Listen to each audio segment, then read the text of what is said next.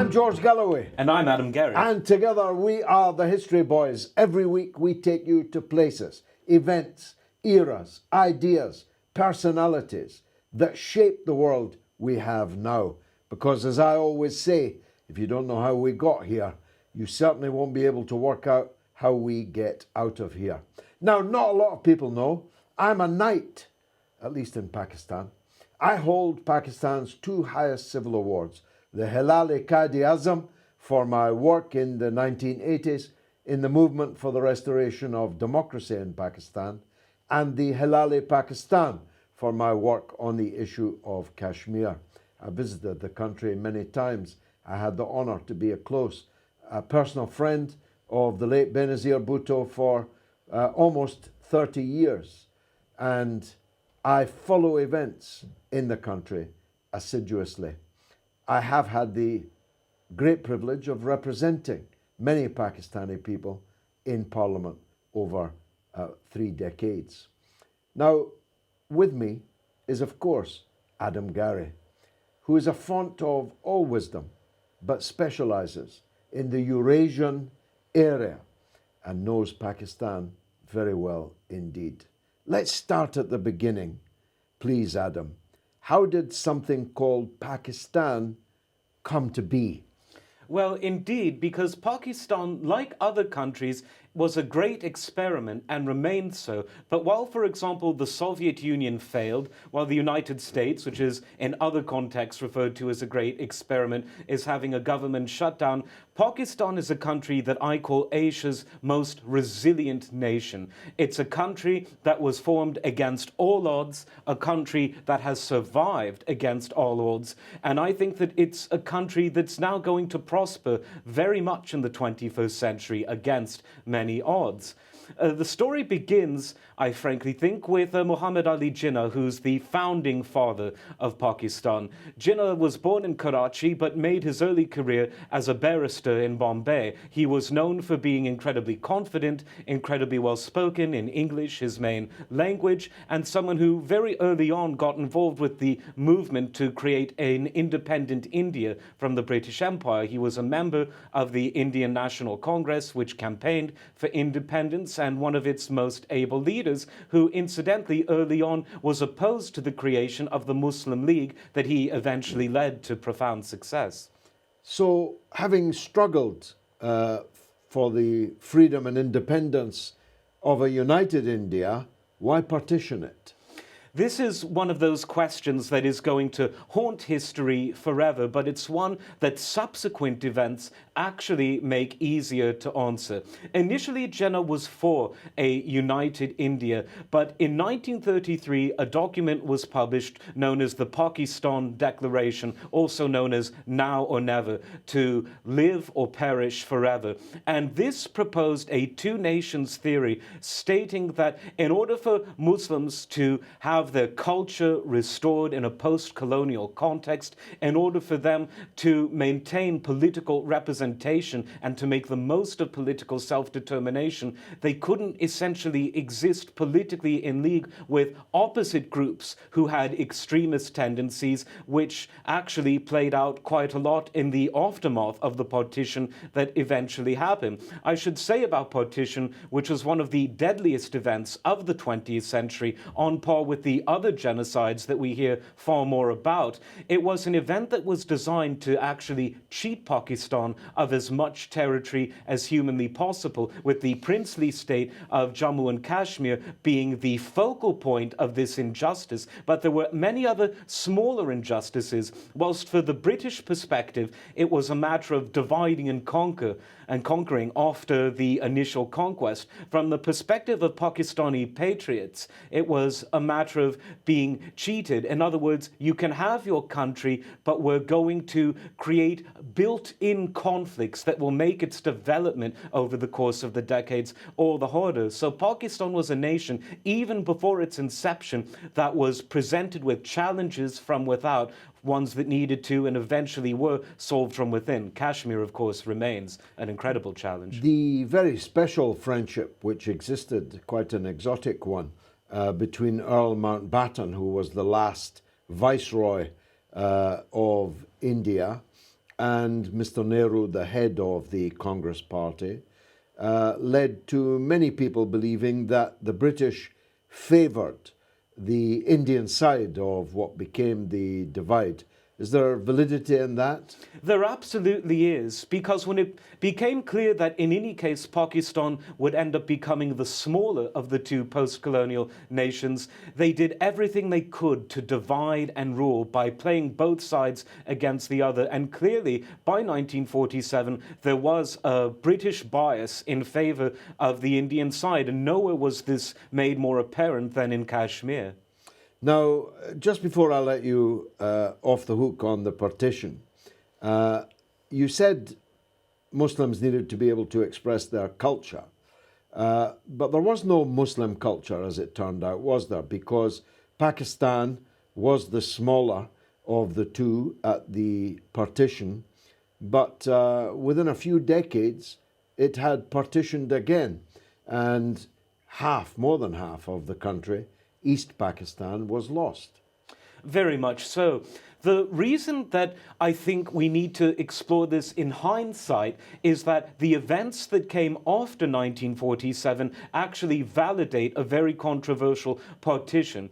In October of 1947, you had the RSS, an extremist terrorist group that is affiliated with today's ruling party in India, the BJP, committed a massacre of Muslims in Jammu. And contrary to all of the black propaganda against Pakistan that people hear, it was this RSS slaughter of Muslims in Jammu that was the proximate cause of people from what was then the Pakistani side of these new borders from coming into Jammu and Kashmir in order to relieve their cousins, their brothers, of this horror that was being dealt upon them. So let it not be said that it wasn't Hindu extremism which helped to cost the mold of Pakistan in a more iron context, because people came to understand that if Pakistan didn't exist, who was going to stand up for the Muslim population? And even more recently, when we look at the massacres in Gujarat in 2002, when we look at these cow vigilante mobs in India today,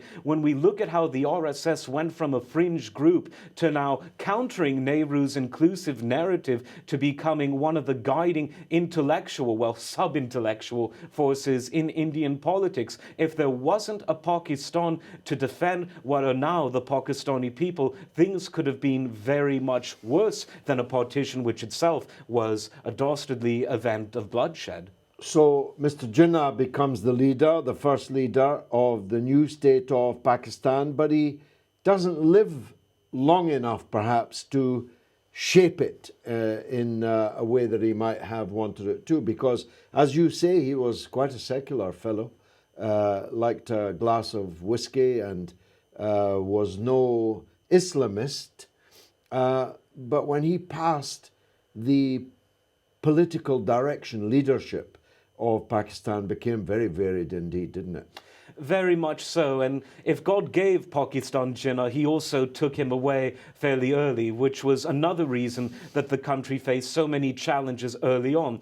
In the same way that India had Nehru, that Singapore had Lee Kuan Yew, that China had Mao, these figures that come once in a generation that can lead a nation from point A to point B through the hard times, and with difficult growing pains in the process, Pakistan was deprived of such a leader because while Jinnah lived to see the dream of an independent Pakistan come about, he didn't live long enough to shape it. As a result, the 1950s were an incredibly turbulent of the many turbulent decades in Pakistani history. The country's first prime minister was assassinated, and even long before 1971, you saw a schism between West Pakistan and East Pakistan, particularly over the issue of language. It was Jinnah who said that Urdu would be the official language of the country, even though ironically he was more of a proficient English speaker. But for those in East Pakistan, whose lingua franca was generally Bengali, although there was of course an Urdu speaking minority and other minorities, they weren't particularly happy about that. And this set the stage for what was going to be 20 years plus of conflict between East Pakistan and West Pakistan. In 1958, there was the first of many military governments that was declared. Martial law was declared, and the legacy of this particular period of martial law, which existed from 1958 into the early 70s, was in many ways one of the more benign periods of martial law, in the sense that it went in like a lamb and went out like a two-headed lion eating its own tail, to put it, to give a rather visually exotic metaphor.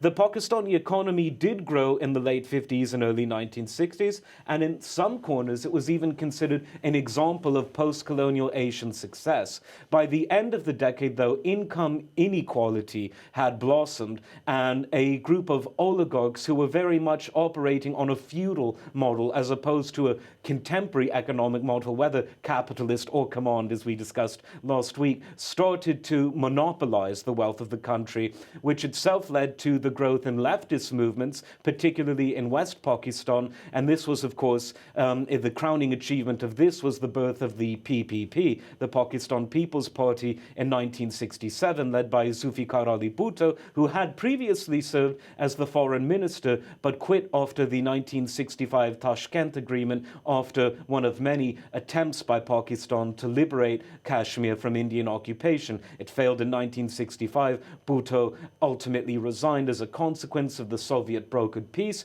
but he re-emerged in 67 as quite possibly the leading political figure in West Pakistan. Now, you refer obliquely to the Cold War period, in which Pakistan became, to some extent, this has never changed, apart from the interregnum of Zulfikar Ali Bhutto's power, Pakistan became effectively a Cold War ally of the United States, because India, under the daughter of Mr. Nehru, Mrs. Gandhi, herself also slain, of course, in an assassination, she leant towards the Soviet side of that Cold War divide. And so, as a consequence, the Americans threw their lot in with Pakistan. This has helped to distort the foreign policy role of Pakistan, hasn't it? Very much so, and as Pakistanis found out in more recent years, but for similar reasons, the partnership with the United States has always been somewhat one-sided. And in many ways, it developed because in the history of South Asia, this divide and rule tendency means that what happens in New Delhi, Islamabad will do the opposite, and vice versa. It must be said that in the 60s, it was, of course, the Soviet Union that brokered the agreement after the 65 war between India and Pakistan. But in that sense, the die was already cast, that the Russians, the Soviets, were throwing their weight behind New Delhi, and Pakistan reacted accordingly, which at that time meant allying more with the United States. But also, and I would say equally importantly, because of where it's led us in the 21st century, it also meant that Pakistan was becoming closer to China. And this was particularly true after India and China fought a border war in 1962, which China won resolutely. This helped create a contiguous border between China and Pakistan, which today forms the important artery that is known as CPEC, the China-Pakistan Economic Corridor. This is a paradox. Even under military rule, yes, Pakistan had friendly relations with China, and China has been a steadfast friend of Pakistan, even when the United States was at daggers drawn with China. That's quite a balancing act. Well, in many ways, Pakistan foresaw the role that China and the United States would play in the context of the wider split in the communist world, the Sino-Soviet split of the early 1960s. Pakistan was able to take advantage of this because it meant that as the US still saw the Soviet Union as the greater threat to its version of the world order vis-a-vis China, that Pakistan would not be directly punished for maintaining this all-weather friendship with China by the United States. And while I'll argue in later sections of this show that the US relationship with Pakistan was very one-sided in Washington's favor, nevertheless, Pakistan was able to balance these two rivals because of what was going on in the rift between the Soviet Union and China, something that the US would only begin to directly exploit under Nixon in the early 1970s. Ontologically speaking, what was the meaning of Zulfikar Ali Bhutto and the Pakistan People's Party? What did they stand for? For me as a young man, he was a great, dashing, revolutionary figure, a kind of Chairman Mao figure, and yet he and his ancestors and his successors were themselves also extremely rich, part of the oligarchy. Indeed, and this is one of the great paradoxes of the Bhutto family, but certainly you could say the same for the Nehru-Gandhi family in India. The premise of the Pakistan People's Party, the PPP, was that West Pakistan needed a viable leftist alternative to the status quo. East Pakistan always leaned very far to the left, and the Awami League, which was the main faction in the East, also in the whole country by 1970, which we'll get to in a minute, was almost a communist party. It stopped 2 steps short of full-on communism. The PPP was always a bit more moderate in that sense, but it did believe in democratic socialism, essentially, as were many of the winds that were blowing in South Asia at the time. And once Bhutto became prime minister after 73, once he converted the country back to a parliamentary system after it was converted to a presidential system. Yes, he converted it back. But Pakistan by then had split in half. Indeed. Now, here again, I suppose I'm challenging your earlier point about the Muslim culture. The majority of the population was Bengali speaking, was in East Pakistan, and it returned a clear majority of members of the National Assembly in the form of Mujibur Rahman, the leader of the Awami League. But the people in what is now Pakistan refused to accept that. Indeed. And so you have this peculiar mixture of a state that's created as an Islamic state for Muslim citizens of India, actually breaks apart on common or garden nationalist reasons. Yes, indeed. Now, there were 2 problems with the situation of a geographically divided Pakistan from the beginning. One sort of speaks for itself. Yeah, they were a long way apart. Yes. Of course. I mean, I've constantly campaigned against a 2-state solution for Palestine because you can't have 2 little Palestines bifurcated by an Israel. In that sense, I'm in favor of going back to what did function, which is everyone living together, one man, one vote, human rights for all. Some could compare it to the South Asian situation. I say it was a bit different because of pre-existing intercommunal violence which was unleashed by the power of post-colonial politics. That's for another day. Returning to 1970 and 71, you indeed have this situation where Zulfikar Ali Bhutto refused to let Mujab actually form a national government in spite of the fact that the Awami League was the overall winner in Pakistan, but that the PPP were the overall winner in West Pakistan, even though even then they won the 2 most populous provinces of Punjab and Sindhi, but those are the most populous overall. All you needed to do was win those 2 to have West Pakistan. Things became incredibly tense because of the refusal of Bhutto to form a government, and eventually what happened was war. Now, this war between India and Pakistan, which developed out of the East-West Pakistan crisis of 1971, is in many ways the most misrepresented war in the international community, in my view, and there's a lot of competition there.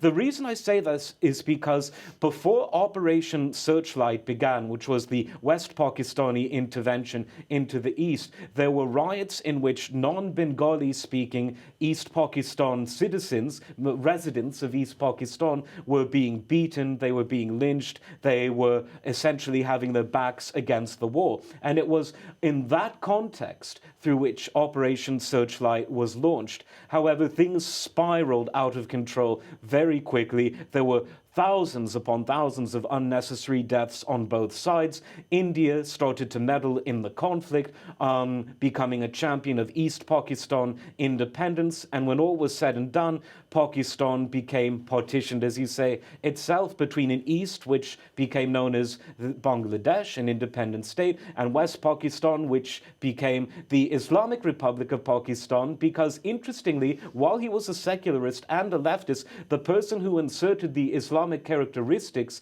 into Pakistan in terms of its name was none other than Zulfikar Ali Bhutto, who became the head man, the leading figure and prime minister after 73 in Pakistan, and who shaped post-war, post-losing the East politics in Pakistan. Now, Mr. Bhutto is now in power, albeit of a much smaller state. He begins to revolutionize Pakistan, turn it away from the United States towards the non-aligned movement. He is a driving force, a leading force in the creation of the OIC, the Islamic Congress, which sought to bring together the Muslim world as a whole. He begins land redistribution, nationalization, literacy drive, and so on. And of course, he's then overthrown in yet another military coup. You'll know, because I don't, how many military coups there have been in Pakistan, but it's certainly a significant number. How did that come about, and who resulted from it? Well, the first coup was in 1958. That was rather bloodless. In 77, it was also a palace coup, but it became very bloody indeed when Zulfikar Ali Bhutto was executed by General Zia, who became the strongman president military dictator after 1977. If that wasn't stirring and harrowing enough, something else happened in 1978, which was the Saur Revolution in Afghanistan. And this unleashed a period of instability in Pakistan's western neighbor that made a bad thing very much worse. Now, what do I mean by that? When I say that Pakistan has been challenged in terms of its very existence from all sides since the very beginning, I mean the following. India was always desirous to partition Pakistan. They succeeded in helping the East-West partition, the creation of Bangladesh, but they didn't stop there. In the 70s in particular, New Delhi started to fund Baluch terrorism in southwest Pakistan. And the idea was that India wanted to essentially see Pakistan, which could have been, especially prior to 71, something of a regional rival and a regional equal. They wanted to see it reduced to its knees. And Afghanistan also played a very strong role in this. It was a country that to this day has never recognized Pakistan's borders on the Durand Line, which separates Pakistani territory from Afghan territory. And after 1978, things got even more heated because the Soviet Union eventually was called in to support the leftist government in Afghanistan in 1979, and the United States became very much involved, using Pakistani territory to do what it wanted to do in Afghanistan. They used Pakistan as their base camp for the so-called Mujahideen destabilization and eventual defeat of the progressive government in Afghanistan. They flooded Pakistan with illegal weapons, with illegal drugs to pay for those weapons. The poor people of Pakistan had to accommodate millions of Afghan refugees. And basically it was the front line in the in the East-West conflict in the Cold War, wasn't it? Absolutely. And once again, this is an example of Pakistan suffering for its US alliance. When people today, like Imran Khan, say, what have we got out of this? The 1980s ought to have been a watershed, because while you had a strongman leader who presided over a country that in the 80s became mired in contradictions, which we'll get to in a minute, the war in Afghanistan between the Soviet-backed government in Kabul and the US-backed Mujahideen, it reflected onto Pakistan, and it pushed like a tidal wave into Pakistan, causing instability, fomenting extremism, and giving the world a prelude to what Pakistan had to deal with in the very early years of the 21st century. But before we get to that, I'd like to say that the 1980s in Pakistan also tends to be misrepresented. Because Pakistan is surrounded by so many hostile actors, you get a lot of these actors controlling the international narrative about Pakistan, which is why the country is so unfairly maligned from so many disparate and unique sources. Now, in the 1980s, on the one hand, you had a strongman president who abolished the parliamentary system, which I personally believe was a very bad thing. And on the other hand, you do have a more religious atmosphere pervading, where in previous years things were more secular. Zia deliberately used the Islamization of the state to buttress his own position, didn't he? He used it to buttress his own position, but he also used it to keep the Mujahideen from popping over the border and creating war in Pakistan, as subsequent progeny of that Mujahideen did in the 21st century. That's not to praise or to criticize, but it is an interesting fact. At the same time as this creeping religiosity was coming into the body politic, you also saw the dawning of Pakistani rock and roll, albeit at an underground level. But there was a kind of behind the scenes counterculture in Pakistan that existed in the 80s that went on to influence the sort of rebirth of, for example, the Pakistani film industry in the 90s after decades of neglect. That's very interesting. I missed that. I traveled widely underground in Pakistan in the 80s, but I never got behind that particular curtain.